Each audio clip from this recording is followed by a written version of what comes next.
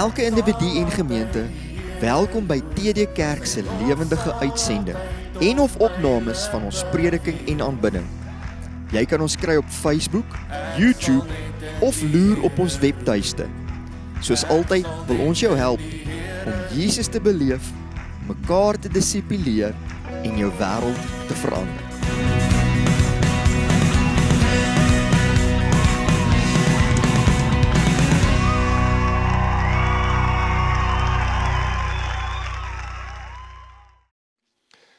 Ons staan vandag stil by die 4de, die laaste van die dissiplines wat ons noem die innerlike of die inwaartse dissiplines.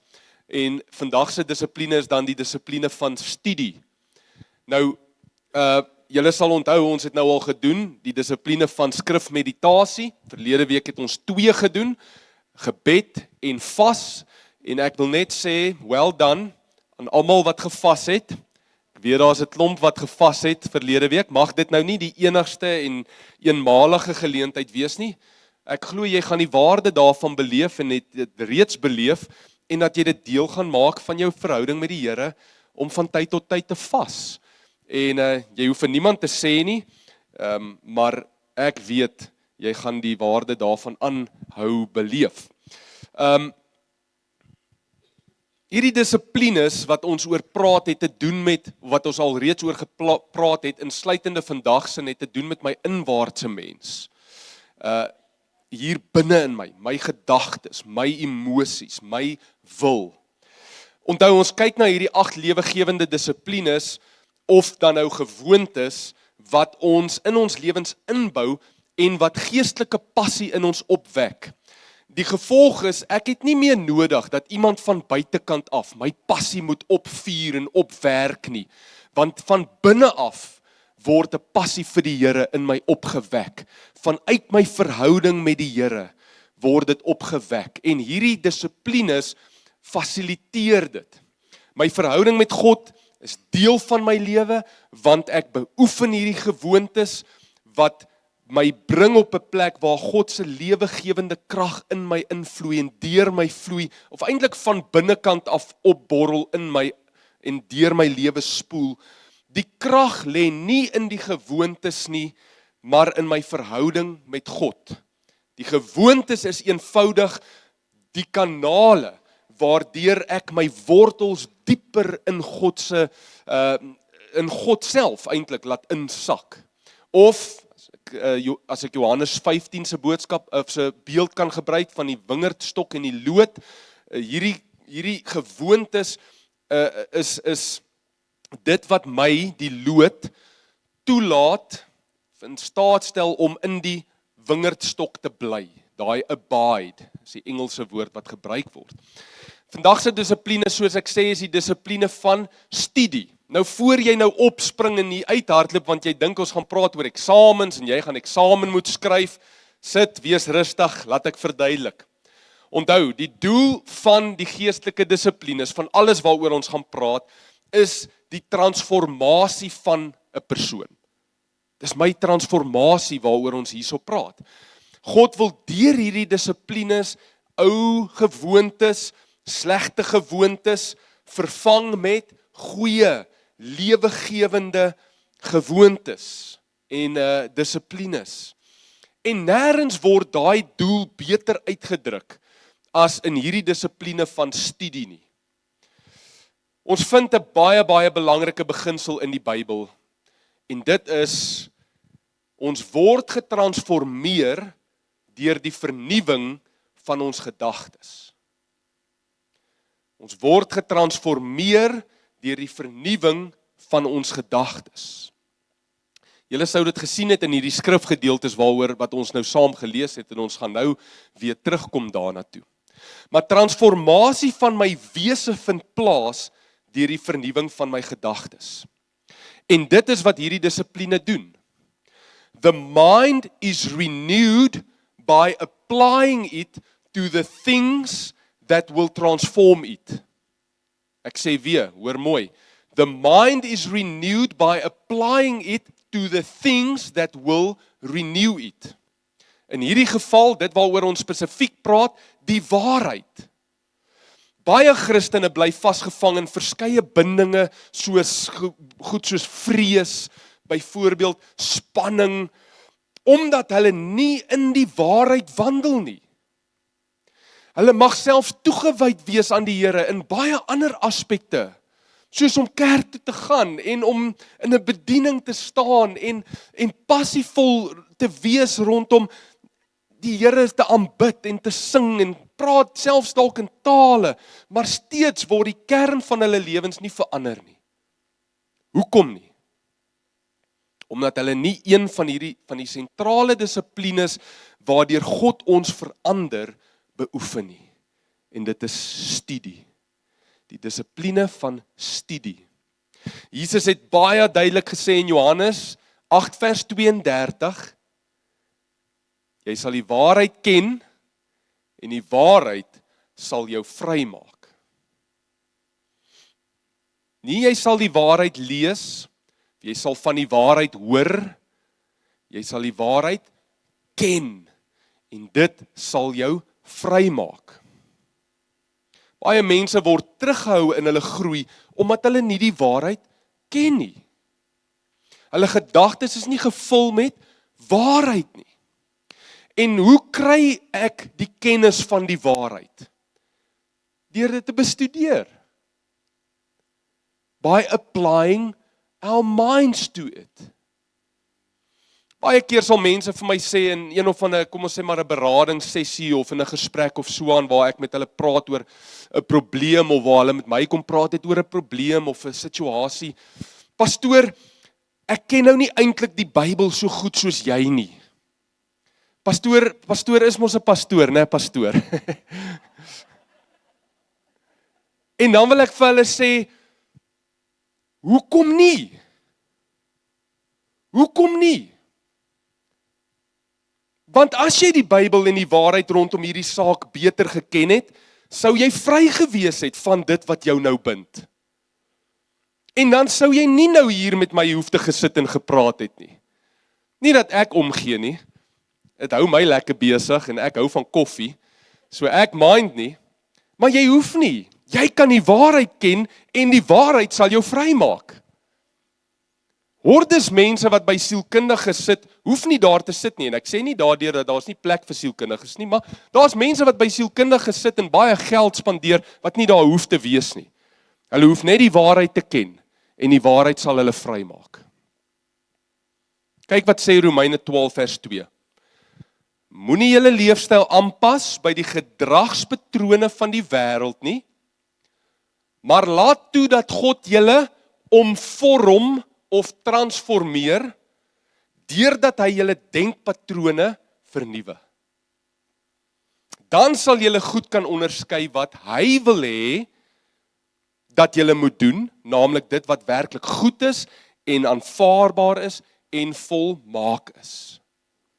Hierdie wêreld met sy denkpatrone van halfwaarhede en plain leuns wil kom en hy wil jou lewe in 'n sekere vorm indruk. Dis wat hierdie wêreld wil doen. Sosiale media, televisie, dit alles wil jou gedagtes in 'n sekere vorm indruk, soos wat 'n koekiedrukker met deeg doen. 'n Vorm wat jou 'n slaaf maak van dit wat die wêreld wil hê, sodat Satan sy wil in jou lewe kan uitvoer. Maar God wil ons transformeer om sy wil te ken en om volgens sy wil te leef. Om nie in hierdie vorm, hierdie mold van die wêreld te leef nie, maar om vry te wees sodat ons sy wil kan uitleef. Hy wil ons uitbreek uit die vorm van die wêreld en hy wil ons transformeer om volgens sy wil te leef. Dit wat goed is, dit wat reg is, dit wat mooi is. Hoe gebeur dit? Hoe gebeur daai uitbreek? Hoe gebeur daai vrymaking? Deur die vernuwing van ons gedagtes. Deurdat ons gedagtes voed met waarheid. Ek vat jou weer terug na die ander gedeelte wat ons gelees het, Filippense 4 vers 8 tot 9. Hoor mooi wat sê hy. Ten slotte, broers en susters, vul julle gedagtes met alles wat waar is, eerbaar is, skoon is, suiwer, lieflik en lofwaardig.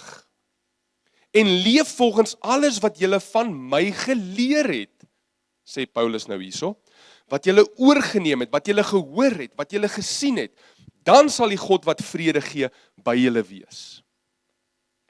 Vul julle gedagtes met wat, sê hy?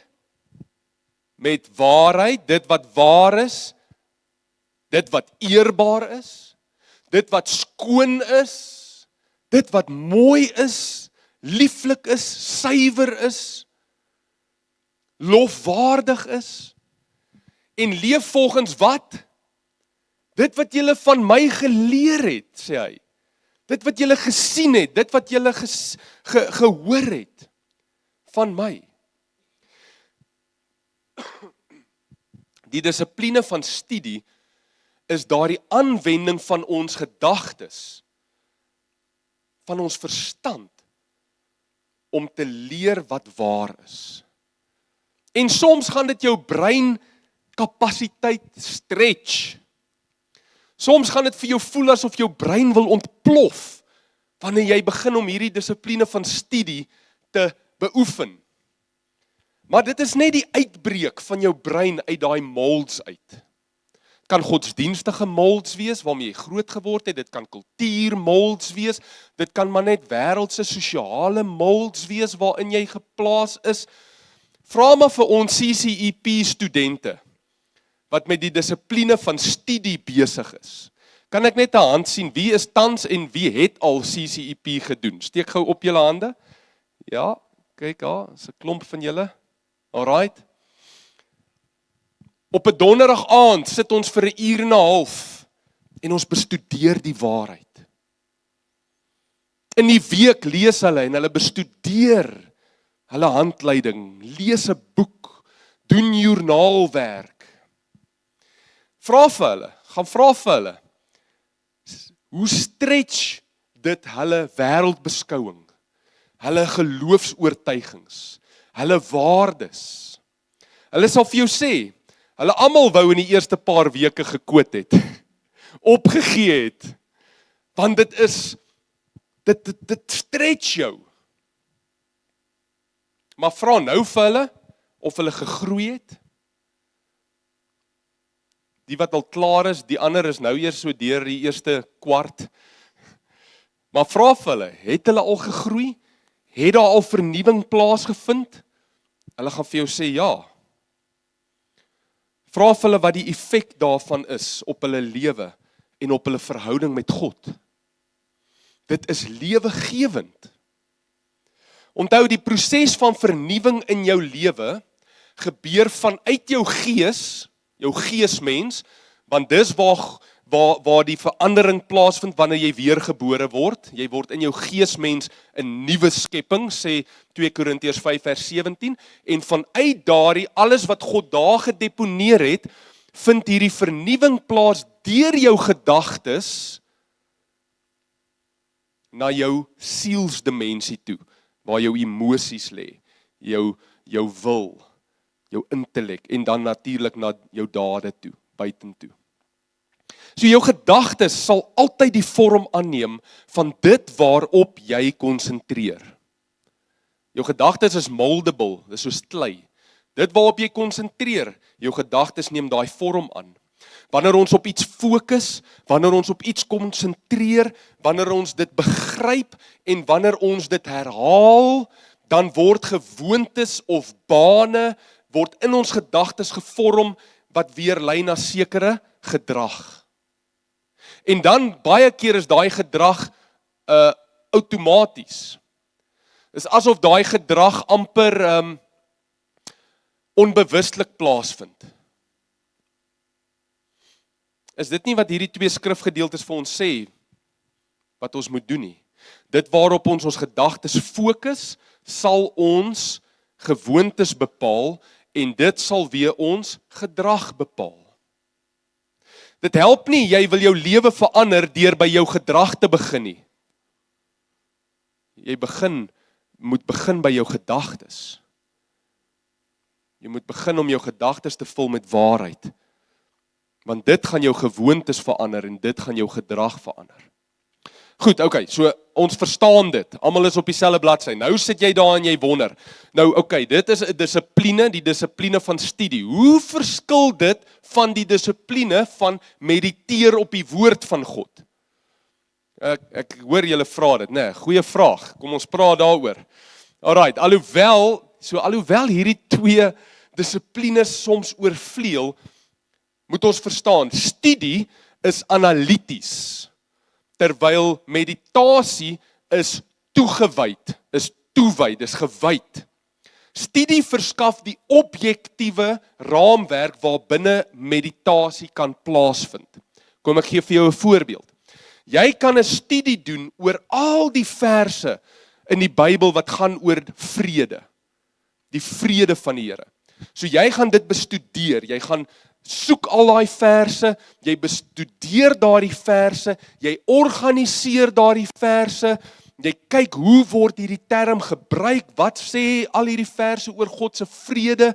Jy kan gaan kyk na die Griekse woord, na die Hebreëse woorde wat gebruik word, en so kry jy 'n goeie objektiewe raamwerk, Bybelse verstaan van die vrede van die Here, en dit begin jou gedagtes oorneem en jou gedagtes vernuwe, en so begin dit jou help om die vrede van die Here te begin beleef. Maar dan kan jy byvoorbeeld een van daai skrifgedeeltes vat, kom ons sê een per dag dalk, en jy kan daaroor mediteer, en jy kan dit gaan memoriseer, en jy kan daaraan kou. Dis meditasie. Studie en meditasie. As ek kan sê, miskien studie het meer te doen met die verandering van jou gedagtes, waar meditasie meer te doen het met die afsak van daaraf na jou hart toe. Nou, jy kan jouself stretch, natuurlik wanneer dit kom by hierdie dissipline van studie, deur 'n goeie boek te lees oor een of ander onderwerp, miskien 'n lekker teologiese boek, jy kan inskryf vir CCP, maar kom ons fokus vir vandag net op die Bybel. Hoe kan jy die Bybel beter gebruik om hierdie dissipline van studie toe te pas in jou lewe? En ek wil sê, die Bybel bly die belangrikste kanaal waardeur God ons gedagtes kan vernuwe. Dit bly die belangrikste boek wat jy vir studie kan gebruik. Nou, wanneer ons die Bybel bestudeer, dan gaan dit altyd oor innerlike transformasie. Onthou, dis die doel van hierdie studie wat ons doen wanneer dit kom by die Bybel. Dis nie intellektuele kennis nie. Intellektuele kennis is nie die doel nie. Daar's professors onder wie ek gestudeer het, wat baie intellektuele kennis van die Bybel het, maar nie transformasie nie. Daar's geen transformasie in hulle lewens nie. Transformasie bly die doel van ons dissipline van studie. Wanneer ons die Bybel bestudeer, gaan dit oor daai transformasie. Ons gaan bestudeer om ons gedagtes te verander deur waarheid. Dis wat ons wil hê moet gebeur. Nou, daar's verskillende maniere waarop jy dit nou kan gaan doen.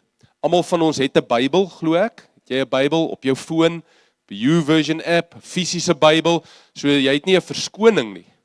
Jy kan nie vir my kom sê, maar pastoor, ek ken nie die Bybel so goed soos jy nie, so dis hoekom ek nou maar in hierdie bindinge lewe. Dis hoekom ek nou maar my lewe nou nie transformeer nie. Jy het 'n Bybel.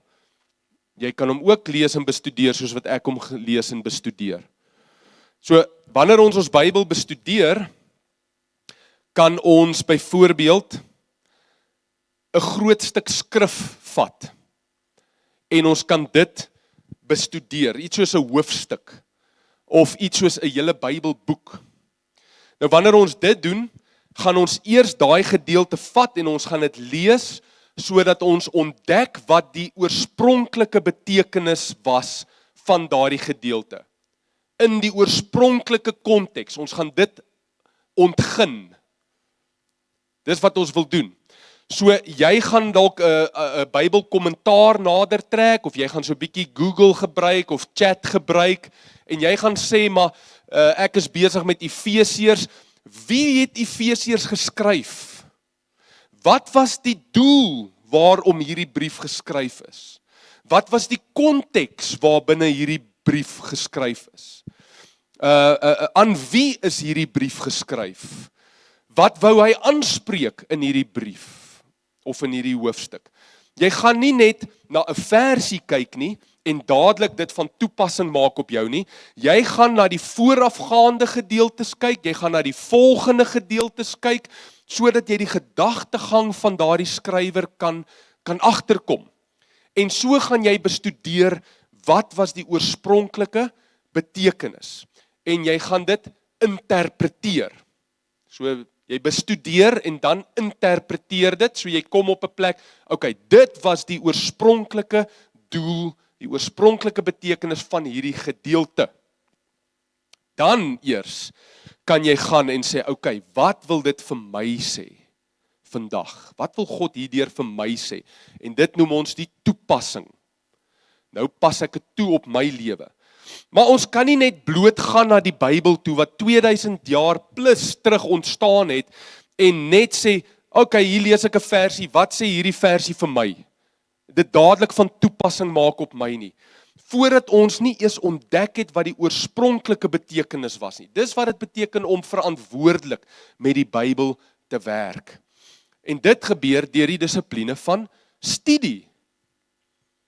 Ons moet hoor wat die skrif sê. Nie wat ons wil hê dit moet sê nie. Ons wil eksegese doen, as ek nou die tegniese term kan gebruik. Dit beteken ek wil die betekenis uithaal. Ons wil nie die betekenis in die skrif inlees nie. En dis baie gevaarlik en dis wat baie keer gebeur. Ons lees ons betekenis in die skrif in. Ons moet die betekenis daar kry en dan kan ek 'n bruggie bou na my lewe vandag toe en sê, hoe het dit vandag toepassing op my? Daar's al soveel valse lering en dwalinge, omdat skrif of 'n tema of 'n skrifvers swak toegepas word, omdat dit nie reg geïnterpreteer word nie. Mense wat nie moeite doen met studie nie. Ek sê weer, oppas na wie jy luister op sosiale media. Daar's ouens op sosiale media wat verskriklik charismaties is en verskriklik slim klink. Oppas om kortgrepe gedagtes net so toe te pas. Toets wat jy luister, waarna jy luister. Aan soliede Bybelse leerstelling. Ek kan baie vinnig 'n persoon of deesdae 'n AI videoklip beoordeel as waarheid of halfwaarheid of valsheid. Want ek bestudeer die Bybel. En daarom kan ek vinnig weet, nee, hierdie is nie waar nie. Hierdie stem nie ooreen met die waarheid nie. Oppas en maak seker jy rus jouself toe deur die woord te bestudeer. Bestudeer, interpreteer en dan kan jy toepas. Kom ons praat prakties. Hoe gaan hierdie dissipline in jou lewe lyk?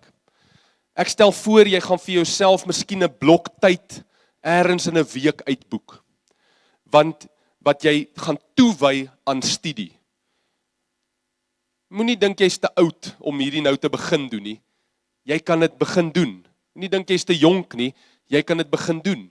Blok ergens vir jou 'n stuk tyd uit, 2 ure, 1 uur, 2 ure of wat ook al in 'n week wat jy uitboek vir studie. Miskien kan jy ergens in 'n maand 'n Saterdagoggend uitsit en sê hierdie oggend gaan ek spandeer om 'n kort boek, Filippense, 4 hoofstukke, te bestudeer. En ek gaan daarmee begin. En jy gaan dan bestudeer. Wat gaan jy doen? Wel, daar's opsies. Jy gaan eenvoudig deur groot stukke van die Bybel lees, soos ek sê, 'n hele brief van Paulus, of jy gaan een van die evangelies vat, of as jy soos ons tieners is, gaan jy sommer in een aand deur Matteus, Markus en 'n stuk van Lukas lees. Dis studie. So kry jy dan 'n geheel beeld van 'n boek wat jou baie gaan help wanneer jy dalk op 'n spesifieke skrif wil gaan inzoom om daarop te mediteer. Want nou het jy die hele boek gelees en jy verstaan die storielyn. Jy kan dit doen. 'n Ander manier wat jy kan doen is om miskien 'n spesifieke tema te vat. Byvoorbeeld vergifnis. En jy gaan soek al die verse rondom vergifnis wat jy kan kry en jy begin daardeur te werk. Nou hier, soos ek sê, jy kan 'n konkordansie gebruik. Nou 'n konkordansie is 'n boek. Wie van ons gebruik nog boeke? Right, min van ons. Ek dink nie julle weet wat 'n konkordansie nie. Konkordansie was 'n boek wat temas en al die skrifte wat met daai tema in die Bybel te doen het, is onder daai ding gegroepeer. Vandag kan jy gebruik jou YouVersion Bible app. Jy kan hom vat, daai vergrootglas tekentjie, die search tekentjie, jy tik jou tema daarin, hy gooi vir jou 'n klomp skrifgedeeltes uit rondom daai tema. Jy kan selfs chat gebruik daarvoor. Gebruik bietjie chat vir iets goeds, nie om jou huiswerk vir jou te doen nie. Gaan sê vir hom, hy moet vir jou al die verse uitgooi rondom 'n sekere tema. OK, en dan gaan bestudeer jy daardie verse, een vir een, en jy lees dit en jy kry 'n geheelbeeld. Nog 'n manier is om een boek te vat. Kom ons sê nou byvoorbeeld Efesiërs. Efesiërs het 6 hoofstukke. En jy sê, ek gaan elke dag van die maand 'n hoofstuk van Efesiërs lees. Dit beteken jy gaan 5 keer deur Efesiërs lees in 1 maand. En so gaan jy dit vir jouself kan begin opsom. Jy gaan die temas begin raak sien. En dit is hoe jy iets begin bestudeer. Of jy gaan dalk 'n belangrike gedeelte vat. Nou daar is 'n paar, ek sê nie een deel van die Bybel is belangriker as 'n ander deel nie, maar daar is dele in die Bybel, hoofstukke wat dan maar styk is. Soos byvoorbeeld Romeine 5 is 'n styk hoofstuk. Romeine 8 is 'n styk hoofstuk. Alright, 1 Korintiërs 15. So jy kan sulke goed vat, 2 Korintiërs 5. En jy kan daai hoofstuk vat, en jy kan op hom infokus, en jy kan hom gaan bestudeer, en regtig die betekenis van daai gedeelte gaan ontleed. Nou wanneer jy bestudeer, is daar natuurlik 4 stappe, daar's 4 elemente van studie, herhaling. Herhaling. Hoe meer jy 'n sekere ding oor en oor herhaal, hoe meer sink dit in. Veroorsaak dat jou gedrag begin verander. So, selfs al verstaan jy nog nie 'n sekere gedeelte nie, kan jy nog steeds jou gedagtes vernuwe deur dit gedurig te herhaal. Hoe meer jy bestudeer, hoe meer gaan jy transformeer. Jy rig herhalend jou gedagtes op daardie sekere waarheid. Tweedens, konsentrasie. As 'n persoon nou nog verder kan konsentreer op dit wat jy herhaal, dan gaan jy die waarde en effek van hierdie studie nou nog geweldig meer beleef. Nou konsentrasie fokus ons gedagtes. En konsentrasie is vir ons 'n uitdaging in vandag se tyd. Omdat ons samelewing so vol sterings is. Daar's so 'n vloekwoord wat gebruik word vandag, en dit is die vloekwoord multitasking. Multitasking is 'n ewel, so by the way, want dit laat jou gedagtes op 'n klomp goed fokus in plaas van op een ding. Maak dit klaar, gaan na die volgende ding toe. Nou, en dit het actually regtig waar slegte effek op jou brein, wetenskaplik. Maar goed, kom ons los daai. Ons moet leer om te fokus op 'n taak. Ek gaan nou hierdie stuk bestudeer. Ek fokus hierin, ek konsentreer. Ons blootstelling aan social media, kort shorts, kort klips, affekteer ons konsentrasie. So ons moet konsentreer. Dan is daar derdens begrip wat bygevoeg word. So as ons nou nog boonbehalwe herhaling en konsentrasie kan begryp wat ek mee besig is hierso, wat ek bestudeer, dan gaan dit nog meer effek op my lewe hê. Ons almal weet, as ons 'n gedeelte oor en oor lees en jy bestudeer om daai aha moment, wanneer jy besef, nou verstaan ek. Dit is begrip. En dan begin ons werklik die vrymaking ervaar wat Jesus van gepraat het, daar in Johannes 8 vers 32. Jy sal die waarheid ken en dit sal jou vrymaak. Jy gaan dit begryp. En dan die 4de een is nadenking. wanneer ons dan nog kan nadink oor die betekenis van dit wat ons geleer het vir ons eie situasie, dan word die sirkel voltooi. En dis hier waar meditasie baie lekker hande vat, waar ek dan nou dit wat ek geleer het, gaan ek nou oor mediteer, ek gaan nou daaroor nadink, heel dag. Nou ons weet, die Heilige Gees is ons leermeester. Ons verwag dat Jesus, of dat die Heilige Gees ons gaan leer aangaande Jesus. Dis wat hy sê, hy sal doen. Sodat ons hom beter en beter sal leer ken, dat die Heilige Gees ons die hart van die Vader sal openbaar, dat ons sy wil beter kan onderskei. En dit sal ons lewens letterlik verander. En nie net ons nie, maar die mense om ons. In Handelinge 9 vers 43, en ek sluit af met hierdie storie, in Handelinge 9 vers 43 lees ons van Petrus.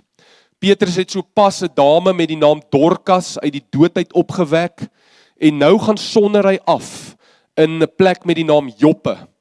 En die skrif sê vir ons, he tarried there, hy daar gaan hang, hy het bietjie gaan uithang, hy het net daar gaan wees, vir 'n paar dae, hy het gaan afsonder, en daar het hy tyd gemaak om te vas, en om te bid, en om in die woord te bestudeer. En daarso gee God aan hom 'n openbaring, terwyl hy daarmee besig is, dat die evangelie nie net vir die Jode is nie, maar vir almal, vir die heidene ook. En dit veroorsaak dat hy gaan verkondig die evangelie aan 'n Romeinse offisier met die naam van Cornelius, en daai gesin word gered, en hulle word gedoop in die Heilige Gees. En dit het 'n groot kopskuif begin veroorsaak onder die Joodse Christene. Gaan lees dit daar in Handelinge hoofstuk 10. Ek en jy sit vandag hierso, deels as gevolg van dit wat Petrus daar geleer het, toe hy afgesonder het, die skrif bestudeer het, tyd gemaak het, dat God sy paradigmas kan skuif, dat God hom kan uitbreek uit molds uit, waarin hy geplaas was. Ons kan dieselfde verwag, as ons sulke tye van studie in ons kalenders inbou. As ons dit kan kombineer met die ander 3 inwaartse dissiplines van meditasie en gebed en vas, glo ek, jy gaan sien hoe daar 'n passie vir God in jou lewe opstaan, wat so warm brand dat dit aansteeklik is. Jou lewe kan letterlik verander, is in jou hande. Jesus het reeds alles vir jou gegee. Gaan dit moeite en dissipline van my vat? Verseker, net soos die ander dissiplines. Gaan dit vat dat jy jou kalender en jou prioriteite dalk bietjie moet rondskuif? Definitief, net soos die ander dissiplines. Gaan dit jou lewe verander? Verseker, net soos die ander dissiplines. Kom ons bid saam. Here, U het vir ons U waarheid gegee. U het dit vir ons gegee in die persoon van Jesus, waarmee ons 'n daaglikse verhouding kan hê, maar ook deur die woord. U woord is die waarheid. Dit kan ons bestudeer. En U beloof, daai waarheid maak ons vry. Here, is dit dan ons eie skuld, as ons nie in daai vryheid leef nie? Help ons Heilige Gees om hierdie dissipline wat U vir ons gegee het, te gaan toepas. Help ons om die skuwe te maak wat ons moet, sodat ons dalk daagliks 'n kort tyd van studie kan inwerk, dalk weekliks, dalk maandeliks, blokke kan inwerk, waar ons gaan fokus, gaan konsentreer, gaan indelf, herhaal, tot ons iets begryp, en dan daaroor gaan mediteer en gaan nadink, sodat ons gedagtes vernuwe kan word met waarheid, sodat ons lewens kan transformeer. U het dit vir ons gegee, Here. Mag ons dan nou ook in hierdie week wat voorlê, soos wat ons bietjie gaan reis met hierdie dissipline, mag U met ons praat daaroor, en ons help om dit by te voeg by die ander 3 waaroor ons al reeds gepraat het, sodat U regtig ons lewens kan transformeer. Dis U hart vir ons. U wil hê ons moet vry wees.